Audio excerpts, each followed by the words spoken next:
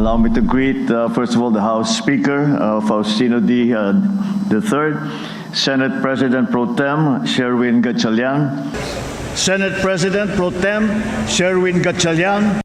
Ang 2 beses na pagbanggit na ito ni Pangulong Bongbong Marcos on Independence Day, the first time since Malacanang acknowledged Senator Sherwin Gatchalian as Senate President Pro Tempore, nararapat lang daw na kilos ng ehekutibo. Ayon kay Professor Lester Balmatero, senior lecturer sa UP Diliman, it's about time PBBM publicly legitimizes the new majority para daw sa stability ng Senado. May politika nga ba sa recognition na ito o kumikilos lamang ang Pangulo para umusad na ang Senado mula sa gridlock sa pagitan ng bagong mayorya at minorya? I think both Kasi kapag hindi nag-work ang Senado, talo not just the Congress but also the executive. Kasi hindi niya ma-forward yung mga priority bills ng presidente.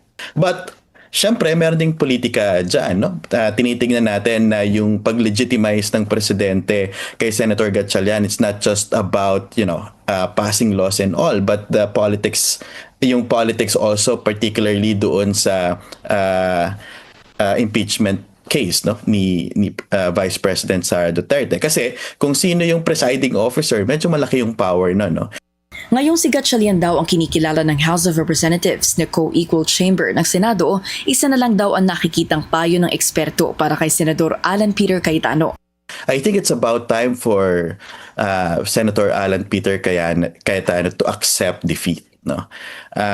Tingin ko, the only way, kasi at this point, ang naisip ko na lang is actually for him to go to Supreme Court and intervene. No? Kasi all other institutions, sabihin na lang natin na natalo na siya.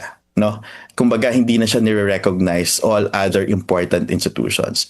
Nakukulangan din daw si Balmatero sa suporta ng buong Duterte bloc para kay Cayetano, kaya tila lumalabnaw daw ang lakas ng senador kung ikukumpara sa suportang nakukuha ni Gatchalian. Challenge naman daw kay Gatchalian ang sugpuin ng naratibong kamay ng Malacanang ang kumikilos sa likod ng kanyang liderato. Matatanda ang noong June 3 kung kailan naganap ang kontrobersyal na quorum.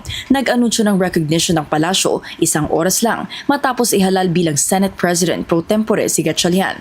Independent minds pa rin naman itong mga senador na to. Pero to say completely na rubber stamp yung ginawa is also wrong, not to say. But parang sabihin natin may support yung Malacanang to certain individuals or certain senators. Obviously meron. Now, less than 2 years for the president in an impeachment trial for the vice, na kanino kaya ang bola para sa 2028? Ayon kay Balmatero, kung surveys ang basihan, malakas pa rin si Vice President Sara Duterte. Pero hindi maikakaila na malaki ang pagkakaiba ng bise sa kanyang abang si FPRRD na kahit anong issue raw ang kaharapin ay mataas ang ratings. Gumagalaw daw ang numero ni VP Sara depende sa kritisismo, kaya bagaman malaking parte ang Mindanao sa kanyang voting base, kung mailalabas daw ang bank accounts ng bise sa impeachment trial, inaasahan niyang bababa ang numero nito. Kung tatakbo naman daw si PBBM for a lower position, gaya ng pagkakongresista, mananalo pa rin ito lalo na sa norte. Pero hindi raw ito immune sa mga kasong maaaring isampa ng mga kritiko pagbaba niya sa pwesto.